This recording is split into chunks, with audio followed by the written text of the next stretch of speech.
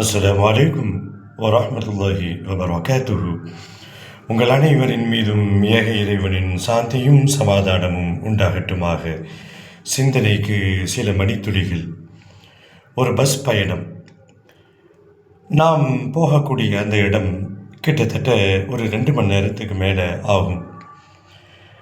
நான் இறைவனிடத்திலே ஒரு நல்ல பயணத்தோழனை எனக்கு ஆக்கி தருவாயாக என்ற பிரார்த்தனையோடு.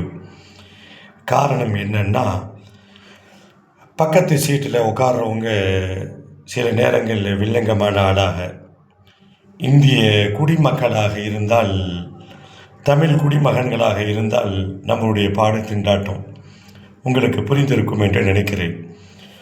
நான் துவா செய்ததைப் போல ஒரு 5 நிமிடத்திலே ஒரு இளைஞன் வந்து பக்கத்திலே அமர்ந்தான்.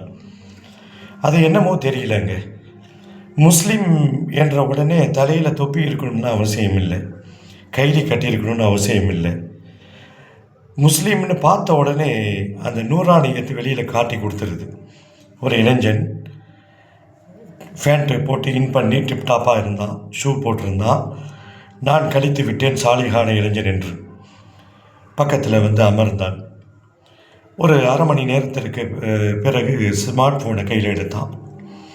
நான் வழக்கம் போல இவனையும் எடை போட்டு விட்டேன்.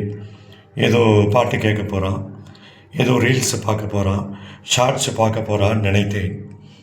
ஆச்சரியம் பாருங்கள், என் நினைப்பு பொய்யானது. அந்த ஸ்மார்ட் ஃபோனில் இருந்து குரானை ஒரு குறிப்பிட்ட சூறாவை எடுத்து ஓதிக்கொண்டே இருந்தான். பயண தூரம் கடந்து அந்த இலக்கை வந்த உடனே நான் இறங்கக்கூடிய அந்த இடத்துல அந்த பையனும் இறங்கினான். நான் குரானை ஓதலை. நான் நினைத்திருந்தால் பார்க்காமல் குரான் ஓதியிருக்க முடியும். ஏதோ சில வசனங்களை ஓதினேன். பிறகு சிந்தனைகள் எங்கோ பறந்து சென்றது. அந்த இளைஞனை பார்த்தேன், பொறாமைப்பட்டேன், கை கொடுத்தேன். பொறாமைக்கு காரணம் என்ன தெரியுமா? அவன் ஓதிய ஒரு வசனத்திற்கு 10 நன்மைகள், ஒரு எழுத்துக்கு 10 நன்மைகள் என்று சொன்னால், இந்த பயண தூரத்திலே எத்தனை ஆயிரம் நன்மைகளை அவன் சம்பாதித்திருப்பான். கை கொடுத்து விடை பெற்றேன். அவன் யாரோ நான் யாரோ. பிறகு சந்திப்போமா இல்லையா எனக்கு தெரியாது. இது போன்ற அண்டை அயலர்கள் நமக்கு கிடைப்பதற்கு நாம் கொடுத்து வைத்திருக்க வேண்டும். தொடர்ந்து பேசுவோம், பயணிப்போம் இன்ஷா அல்லாஹ்.